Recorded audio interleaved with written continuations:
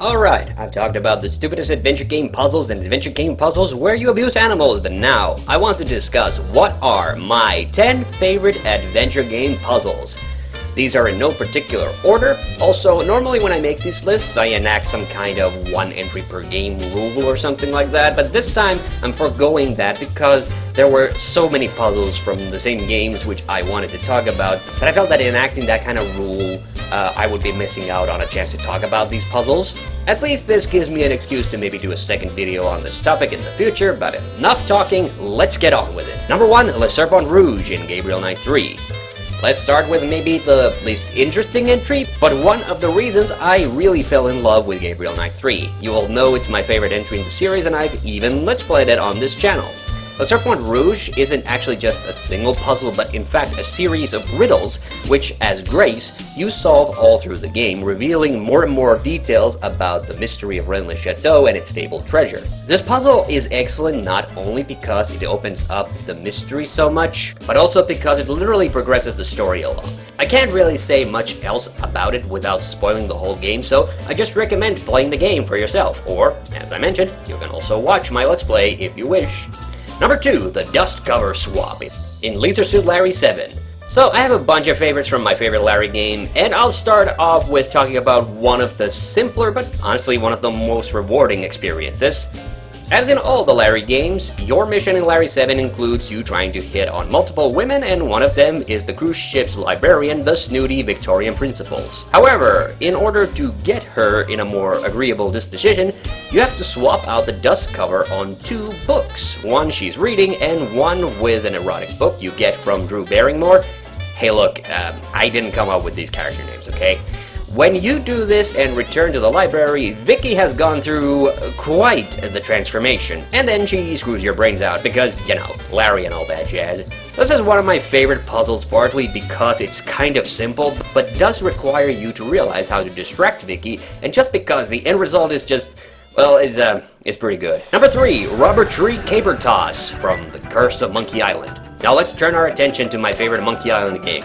One of the people you're trying to recruit for your pirate crew is Haggis McMahon, a burly Scottish pirate, whom you have to beat at caper toss by throwing your caber further. This is not how real caber tossing works, but I digress. Of course, Skybrush isn't exactly the peak of human physique, so you have to engage in a bit of cheating by blowing up a rubber tree to make a rubber tree caber and beating Haggis that way. Just the idea of making a big bouncy log of death is pretty hilarious to me by itself, but I just love that the Monkey Island universe is the kind of place where you would just use a rum barrel to blow up a tree, and it just magically turns into a perfect log. Whoa, my head is spinning. I gotta lay off the rum. Number 4, making coffee in Runaway: A Road Adventure. Runaway is a pretty awesome game as puzzles go, since you pretty much end up using a vast array of bizarre items all through the game in various purposes. However, in probably one of the most surreal puzzles I can think of from the game, you're expected to make coffee. I know, sounds kind of mundane, but let me explain. In order to get to the bottom of Gina's mysterious crucifix, it needs to be cleaned by the museum's lab technician, and after you perform a massive dick move by making her laser burner too powerful, you have to get her to refocus by somehow making her coffee. Of course, the coffee machine is out of coffee, so as Brian, you actually just take some beans from the museum, grind them up, and put them in a coffee packet you dug out from the trash, give it to the janitor, and then get some coffee for the tech.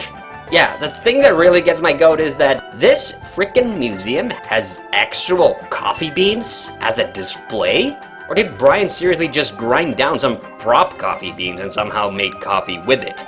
I mean, that's bad enough, but he literally dug out a coffee package from the trash. I think this is officially where the puzzle heads into a morally gray area. Impossible! It's out of coffee! Number 5, the copy key puzzle in Broken Sword 1. Now in my reviews of the Broken Sword games, I've often complained about how these games were never really all that challenging. I do kind of like the fact that they are pretty easy, since I think that's what makes Broken Sword so easy to get into if you are curious about the adventure game genre. But I also want to give credit where credit is due, and Broken Sword: The Shadow of the Templars does actually contain one genuinely complex and fun puzzle. At one point, you need to enter a dig underneath Paris to see a statue of Baphomet, but are prevented from doing so by a guard. This idiot, however, does let you use the bathroom and gives you his keys to the dig. So, as George, you're supposed to use a bar of soap and some plaster you've been carrying around to make a copy of the key. But you also need to turn off the heating in order to not reveal your scam, and you also have to start a fight between a painter outside and the guard in order to slip in. This puzzle is quite complicated, but I kinda like how there are many moving pieces to it. Of course, just like most Broken Sword puzzles, all the ingredients of the solution are in the same place, so you could technically call this a locked room puzzle. But I always enjoy the intricacy of it, especially compared to most other parts of the game where you just keep stealing items to use on other items and people. Number 6, Song Mixing from Strong Bad Episode 3. Okay, I think I'm about to come off as the world's biggest hypocrite after this, but whatever.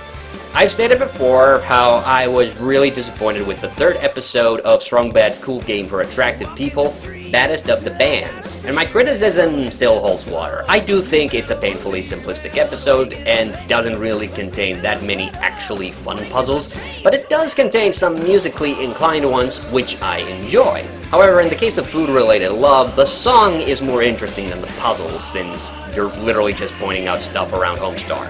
However, breaking up Coach Z and Bubs' hip-hop act by swapping records for the dance break is just really hilarious, especially considering Coach Z would be so absent-minded as to start pounding Bubs' face with his fists.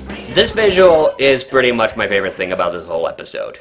Number 7, the ninth chess pieces from The Seventh Guest. I really wanted to say the crypt puzzle because of, well... Spooky, scary skeletons and shivers down your spine. But I do have to concede that my favorite chess piece puzzle in The Seventh Guest was swapping the places of the black and white knights. It's simple, it's relaxing, and unlike that ungodly bishop puzzle, it actually makes some sense. Number 8, how do you spell relief? From Lisa to Larry 7.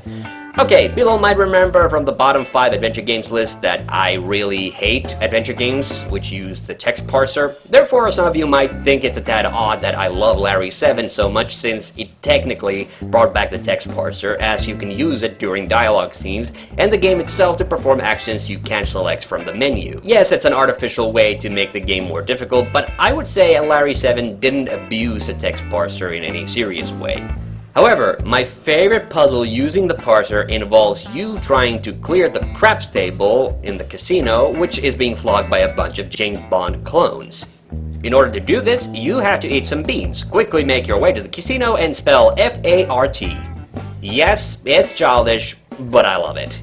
Number 9, maps and cooking oil from the Curse of Monkey Island. And yet another one of my favorite Monkey Island puzzles. If you thought getting a crew was fun in the Curse of Monkey Island, getting a map to Blood Island is even more of a hoot. In order to see the map, you get acquainted with the agent Palado Domingo, who has the map tattooed to his back, so of course you use red dye on a bottomless cup to make him turn around. But you're still presented with the problem of not being able to take the map with you. So Guybrush steals some cooking oil and douses the sunbathing Domingo with it, and voila!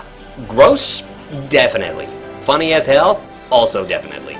And number 10, the Mosely Disguise from Gabriel Knight 3. And finally, the funniest puzzle from any adventure game in my opinion. In the earlier parts of Gabriel Knight 3, you're trying to rent out a Harley from the local bike rental, but aren't able to get it as Gabriel is not part of the treasure hunting tour group. So, in a great fit of pre-internet identity theft, you have to masquerade as your buddy Mosely to get the Harley. A part of this puzzle was also featured in my animal abusing puzzles video, but let's just say that by collecting a bunch of tacky clothes and the aforementioned pussy stash, you assemble something truly, truly magnificent.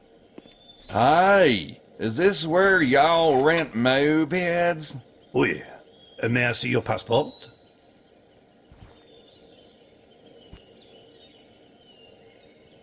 Ah, Monsieur Mosely. Yes, I have a reservation for you. One moment. And that's the list. Tell me, what are some of your favorite puzzles from adventure games? I'm Hannu the Hunter Mäkinen. See you on the next one.